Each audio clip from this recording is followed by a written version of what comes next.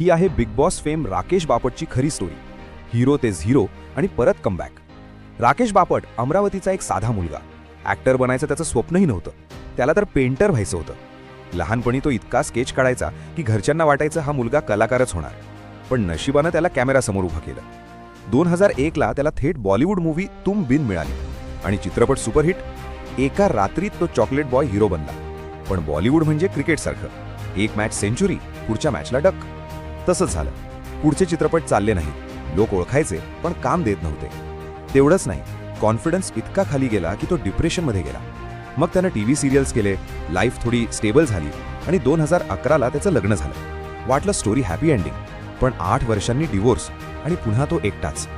तो इंडस्ट्रीपासून दूर गेला, लोकांपासून दूर, फक्त पेंटिंग आणि स्वतःमध्ये राहू लागला. 2021ला तो बिग बॉस OTT मध्ये आला. लोकांना वाटलं हा बोरिंग असेल, पण तिथे सगळ्यांनी पाहिलं हा भांडत नाही, रिस्पेक्ट करतो, इमोशनल आहे. कारण आयुष्यानं त्याला आधीच खूप शिकवलं होतं.